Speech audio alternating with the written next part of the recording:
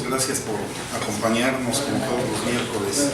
El día de hoy tenemos temas bastante interesantes. Como ustedes sabrán, ha causado demasiado revuelo esta nota del Reforma, en la cual hablan justamente de los fondos que se recaudan por concepto del impuesto a la nómina, que es algo de lo que nosotros nos hemos pronunciado en otras ocasiones y que hoy pues lo vamos a hacer de una forma que a lo mejor es peculiar y no se espera, ¿no?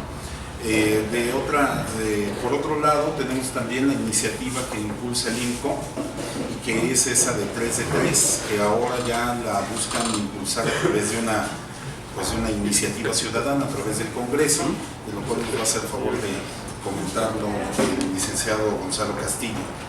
Por otra parte, tenemos también que ya se abren las convocatorias del INADEM y nos va a hacer favor de comentarlo el doctor Francisco Lobato. Los temas de seguridad, ya saben, aquí con el señor Seguridad, y pues nos arrancamos, ¿no? Antes que nada sí queremos hacer un llamado a todos nuestros asociados y a todas las personas que también cuentan con alguna empresa para que tomen ciertas providencias ahora que se está dando lo de la expansión del virus, del Zika, que ya se considera un tema de carácter urgente que atender, para que se tomen ciertas previsiones, ¿no? Como por ejemplo el de colocarse algún repelente contra mosquitos, el de acudir a lugares abiertos, cubiertos de las extremidades, de preferencia con sombrero y obviamente con el repelente, de no tener en sus domicilios lugares a donde se pueda tener agua estancada, y el de también en algún momento utilizar, si van a tener abiertas las ventanas o las puertas, pues algún medio de contención, como puede ser un mosquitero o malla para evitar que, pues en la medida de lo posible, que este contagio se vuelva pues bastante preocupante, ¿no?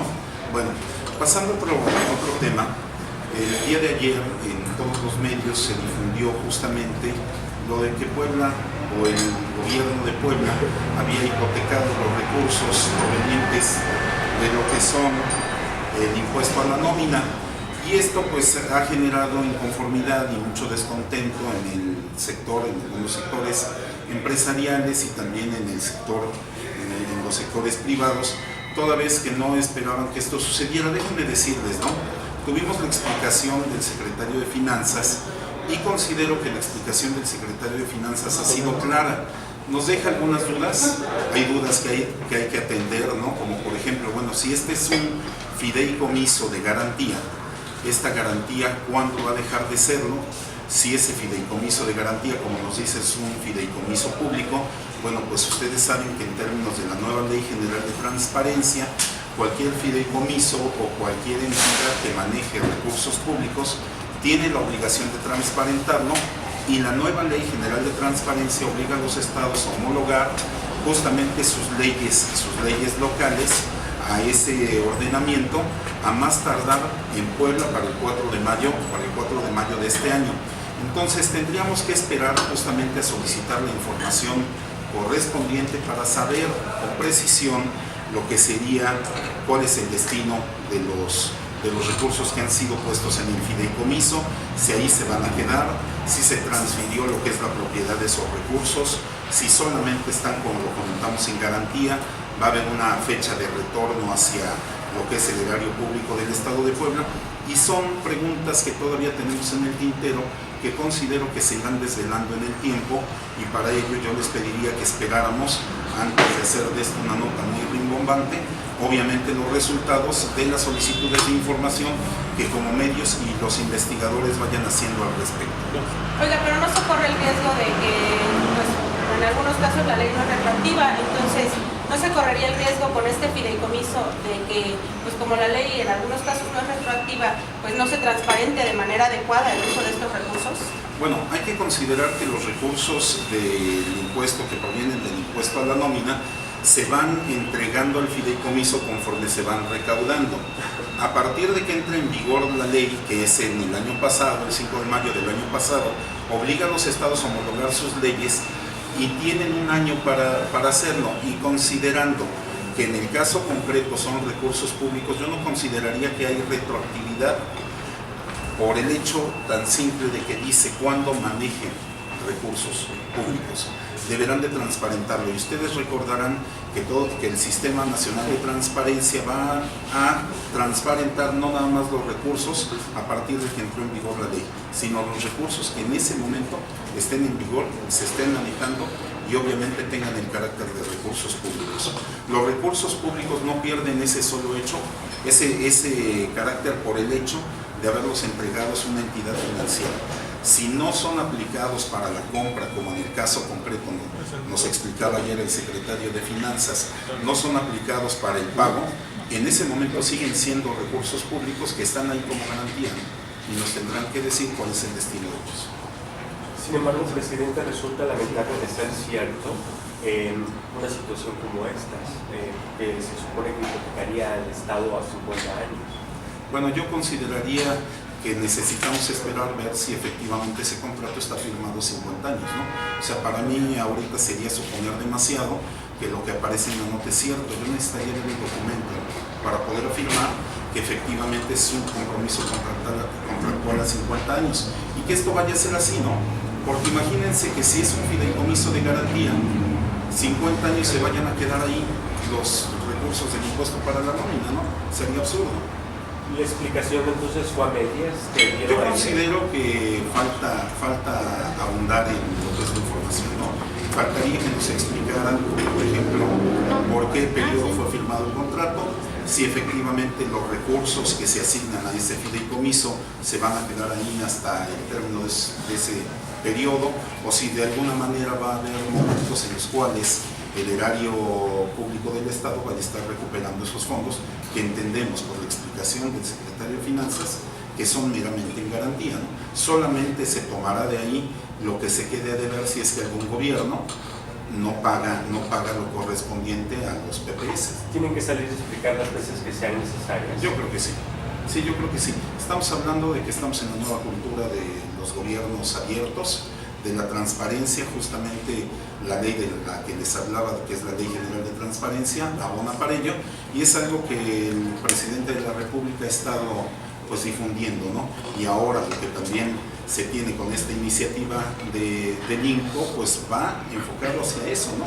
A que todos nos transparentemos, todos aquellos que manejen recurso público tengan que transparentar cuál es el destino, cuál es el uso y que ese uso deba de ser lícito. ¿Y todo esto es transparente desde tu perspectiva, presidente? Mira, yo creo que necesitamos, desde el momento en el que Reforma tiene este dato, es que se transparentó por algún medio, ¿no? Y necesitamos ir trabajando en que esa transparencia cada vez sea mayor. Pero no se dio desde el Estado. Probablemente no se dio desde el Estado, ahora el Estado tendría la obligación de transparentarlo en términos de esa nueva ley, ¿no? De la nueva Ley General de Transparencia.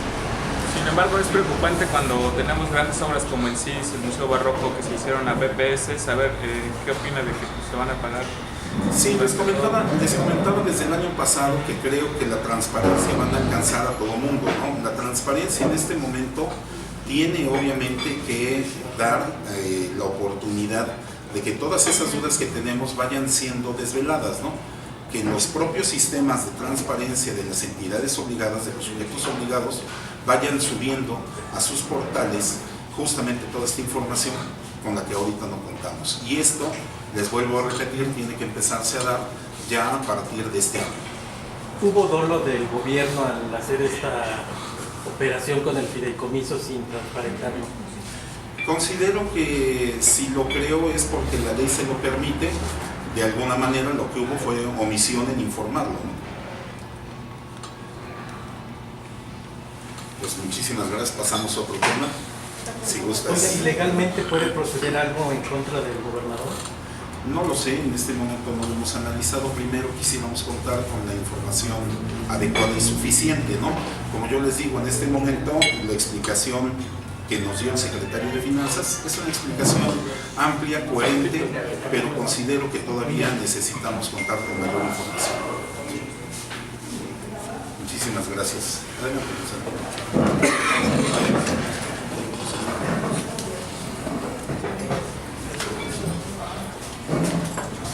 Buenos días.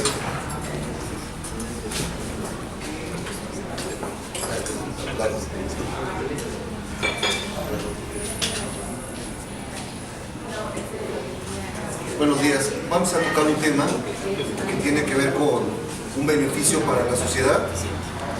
Por primera vez y de una forma muy exitosa, y creo que va a ser muy fructífera, se une la ciudadanía para poder hacer una propuesta de ley, que esta propuesta de ley va para avanzar en contra de la corrupción y los actos de impunidad que constantemente hemos percibido a lo largo de la práctica política. Y esta ley es una propuesta de ley a través del IMCO, el Instituto Mexicano de Competitividad, en el que propone varios puntos para combatir la corrupción. Son 10 puntos específicos que son conductas consideradas como actos graves de corrupción, como lo puede ser el soborno, como es el peculado, el tráfico de influencia, abuso de funciones en el servicio público, enriquecimiento oculto, obstrucción de la justicia, colusión, uso ilegal de información falsa o confidencial, nepotismo y conspiración para cometer actos de corrupción. Todo este conjunto de actos que normalmente son graves y que atañen el perjuicio de la sociedad, se van a hacer a través de la propuesta de una ley que se llama Ley General de Responsabilidad Administrativa. Si bien ya tenemos una ley de servidores públicos para que sean sancionados en caso de que su actuación sea ilegal, esta ley viene a complementar actos que estaban no previstos dentro de estas leyes, que si bien estaban escondidos, pero esta ley ya los hace ver mucho más claros. Se está pidiendo la reunión de 120 firmas, 120,000 firmas, para que pueda proceder esta iniciativa y se pueda presentar ante la Cámara de Diputados y en su momento que pase a Cámara de Senadores a su revisión para que pueda ser aprobada. Y esta misma ley va de la mano con la Ley General de Transparencia, que complementa cuáles son las formas en que las autoridades tienen que transparentar todo el uso de los recursos, y en caso de que exista algún tipo de corrupción o alguna situación o acto grave, se complemente con la Ley General de Responsabilidad de Servidores Públicos, que es la Ley General de Servidores Públicos, y que esta misma sancione ambas prácticas, tanto el que no sea transparentada la información de una manera real, como que también sea sancionado cualquier acto de corrupción que vaya sucediendo con respecto a la actuación de la autoridad. Tenemos el tema de que en México la corrupción equivale al 9% del Producto Interno Bruto, y esto alcanza un monto de 347,000 millones de pesos al año, según el INEGI. Entonces creemos que sí es muy importante que esta ley sea propuesta. Nosotros como asociación y muchas de las asociaciones dentro del país están a favor y en pro de esta ley, y esperemos que en su momento sea aprobada para el beneficio de toda la sociedad. Gracias. Bueno, pues continuamos con la nota de seguridad, con las buenas noticias.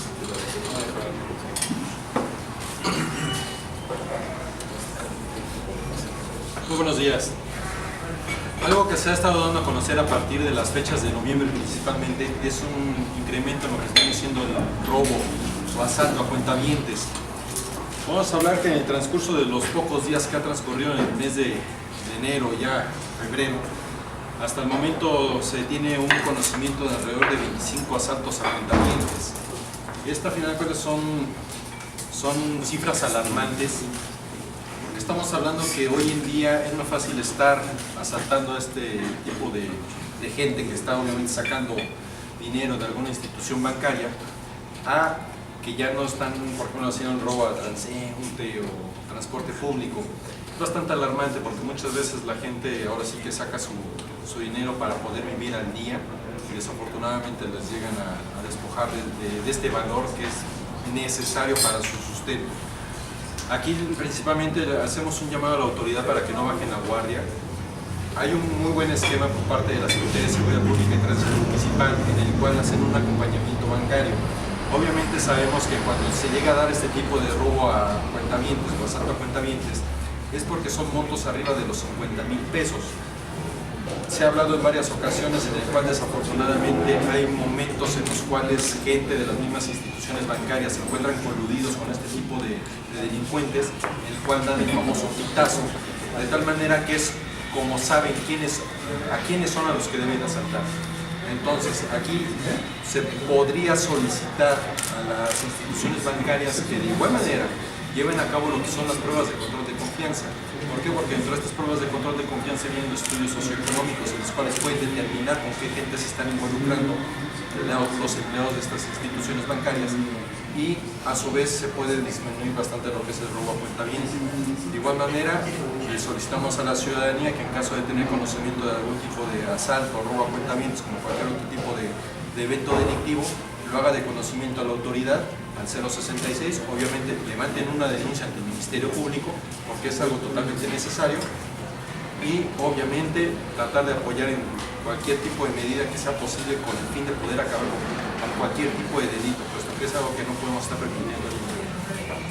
¿Cuántos incidentes dices que se han presentado en lo que va de este 2016? De los que nosotros tenemos conocimiento son 25 robos a ¿Y los montos? Los montos son variados. Hay montos que van desde los 10, 15 mil pesos, hay montos que van arriba de medio millón de pesos. Lo peligroso es que ya se está utilizando mucho la violencia, ¿no? Ya son a mano armada, ya sea arma blanca o arma de fuego, ¿no? Sí, actualmente ya los delincuentes obviamente ya vienen armados. No sabemos en algunos casos si las armas son verdaderas o no. ¿Por qué? Porque hay armas de juguete o de plástico que son una réplica exacta de un arma de fuego convencional. Y aquí lo importante es obviamente no tratar de desproteger su vida. Obviamente si te van a asaltar tienes que dar lo que estén solicitando, ¿no? Porque no te vas a poner a ver si es real o no es real el arma de fuego. Obviamente todas las bandas que normalmente se dedican a este tipo de robos vienen del Estado de México. Ni siquiera es gente que esté ubicada en Puebla, sino es gente que viene del Estado de México, en la cual allá en el Estado de México se ha tenido la desfortuna, en la cual ha habido mucho lo que es el armamento a este tipo de bandas, ¿no? Y bueno, obviamente, ¿qué es lo que sucede? Van a delinquir a otros estados, entre ellos Puebla, y vienen a acarrear este tipo de... ¿Qué hacer en un año electoral donde, bueno, pues a veces se utilizan a los cuerpos de seguridad para cuidar casillas y para temas meramente electorales, en lugar de pues atender los asuntos que le preocupan a la población en general? No, de por sí sabemos que cuando son temporadas de elecciones, obviamente los índices delictivos empiezan a subir. ¿Por qué? Por el simple hecho de que ya es un tema politizado, en el cual obviamente es una guerra de poder electoral o política como tal. ¿Y qué es lo que sucede? Que obviamente tratan de desbancar al partido político que se encuentra gobernando actualmente, y de qué manera lo hacen, obviamente impactan por medio de la inseguridad. Es lo que normalmente están haciendo. Aquí, por eso es que hacemos el llamado a la autoridad para no bajar la guardia. Obviamente tienen que incrementar el número de efectivos, ya tienen el apoyo por parte de la Policía del Estado, hablando municipalmente, de igual manera ya tienen el apoyo de la Gendarmería, hay apoyo por parte del Ejército, y hay que tratar de acabar cualquier tipo de... ¿Qué institución bancaria es la más afectada? Son variadas, pero las principales son las más grandes, como vienen siendo Bancomer, Banamex, viene siendo Banorte, Santander, son de las más afectadas. ¿Las zonas en las que se han cometido con mayor frecuencia estos delitos? Bueno, ahorita obviamente tenemos el conocimiento, por obvias razones, del Vergel. También pasa mucho lo que es en el centro histórico y pasa lo que es alrededor de la ciudad. Bueno, pues vamos con el tema del INADEM. Ya, último tema, vamos a platicar del INADEM. El Congreso le autorizó 7,000 millones de pesos al Fondo Nacional Emprendedor, lo que antes conocíamos como Fondo PYME. Bajo esta administración se cambiaron las reglas. Hay que recordar que este fondo fue saqueado, el Fondo PYME, a través de distintos programas el sexenio anterior, entre ellos el de franquicias, fraude que denunciamos oportunamente, y se redibujaron las condiciones. De todas maneras, ahora a través del INADEM se le asignan al Fondo Nacional Emprendedor 7,000 millones de pesos que van directamente o deberían ir directamente para generar emprendimientos en México. El día de hoy se reunirá, el día de hoy es la reunión anual del INADEM, de su titular Enrique Yecos, con la Asociación Mexicana de Bancos y con Nacional Financiera. Es una reunión muy interesante a la que hay que estar a la expectativa, porque se anuncia que hoy se van a discutir los 19 programas a los cuales se asignarán estos 7,000 millones de pesos. Entre estos programas tenemos ya noticia de que están incluidos el crédito para jóvenes emprendedores, el crédito para mujeres emprendedoras y desde luego, afortunadamente y gracias mucho al trabajo de esta organización empresarial, también está considerado el apoyo para la adquisición de franquicias. También tenemos noticia de que las tasas en las que se aplicarán estos créditos son muy competitivas y van entre el 9,5% y el 11,5% al año sobre saldos insolutos, y como se trata de fondos de fomento, estos se adjudicarán sin garantía real, sin aval y concediendo un plazo de gracia dependiendo del programa para el pago de capital, que este podría ser de hasta 6 meses. Para nosotros es muy importante estar participando en este tipo de programas porque seguramente antes del mes de marzo estarán publicadas las reglas de operación de este Fondo Nacional Emprendedor, y es una manera en la que las personas que no tienen el capital para iniciar un negocio o para adquirir una franquicia pueden fácilmente acceder a estos montos. La Red Mexicana de Franquicias, que ha estado en contacto permanente con el INADEM, le brindará la asesoría necesaria a sus afiliados y también a las personas que tengan interés en acceder a los recursos para adquisición de franquicias de forma gratuita, y oportunamente haremos estas publicaciones a través del portal de internet de la Red Mexicana. ¿Se tiene un estimado de aproximadamente hasta cuánto podría solicitar el financiamiento de la Red Mexicana de Franquicias de estos 7,000 millones de pesos? La Red Mexicana de Franquicias no tiene interés en solicitar una partida económica, pero sí de apoyar a quien quiera acceder a esos recursos. Por eso es que brindaremos los servicios de asesoría de forma gratuita. Los montos que tenemos conocimiento se nos autorizarán será hasta el 50% de la inversión total necesaria para adquirir una franquicia, topada a 3 millones de pesos. Es decir, que a la persona que solicite financiamiento le podrán prestar hasta 1,5 millones, y esto será en condiciones preferenciales. Es importante señalarlo porque no se piden garantías reales. La banca tradicional nos pide para la adquisición de una franquicia, en lo mejor de los casos, garantía de 3 a 1. Si yo pido 1 millón de pesos, tengo que garantizar 3. En la banca de desarrollo, a través de este ejercicio del Fondo Nacional Emprendedor, lo que se busca es que las personas no tengan que otorgar ninguna garantía, porque la propia garantía la está otorgando el Fondo Nacional Emprendedor. La gran cuestión todavía, y que será tal vez la parte más importante de la reunión de hoy, es cómo podemos articular a la Asociación Mexicana de Bancos para que la banca comercial sea un facilitador para que las personas puedan acceder a este tipo de financiamientos, ya que en el ejercicio anterior se hizo a través de Nacional Financiera, y pese a la reforma financiera que se hizo, pues no se sumaron y no participaron, entonces poco ayudaron a dispersar estos recursos. Creemos que el cuello de botella para que el Fondo Nacional Emprendedor y el INADEM puedan despegar con sus programas es que se sume la banca comercial como un facilitador para el acceso a estos recursos, toda vez que además estos financiamientos en el primer tramo están garantizados por el propio INADEM y por Nacional Financiera. ¿Hubo un incremento en el presupuesto que van a asignar?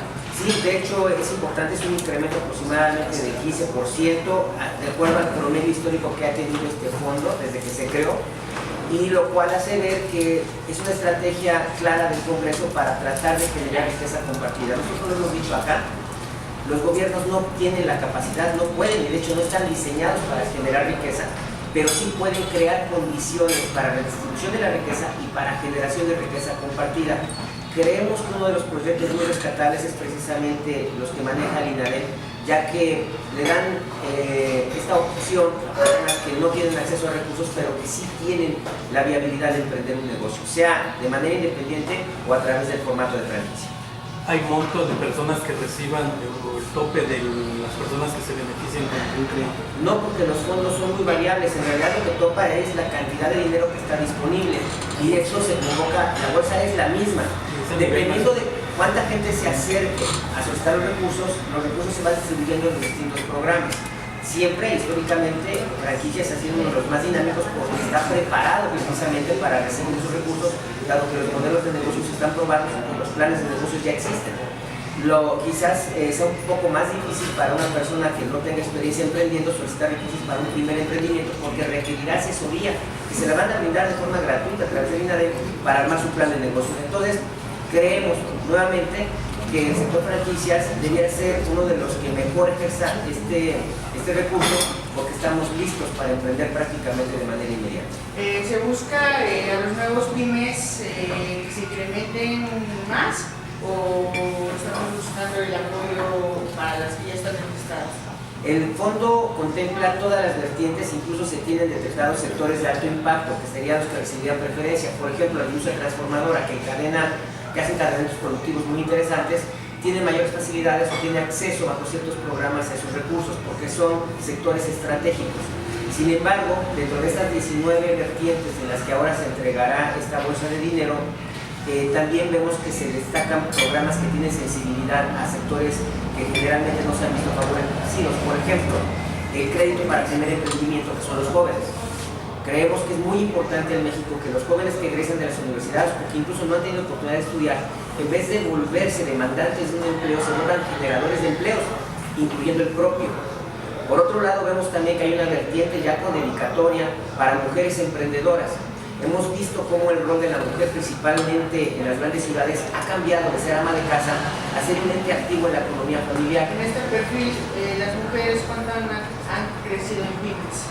Las mujeres ya representan en el sector franquicias el 30% de los emprendimientos, y en el sector general en México, en pymes, generan algo así como el 20%, casi el 20% de los emprendimientos. Es decir, es un sector que viene creciendo, que se viene empoderando y que también se ha emancipado.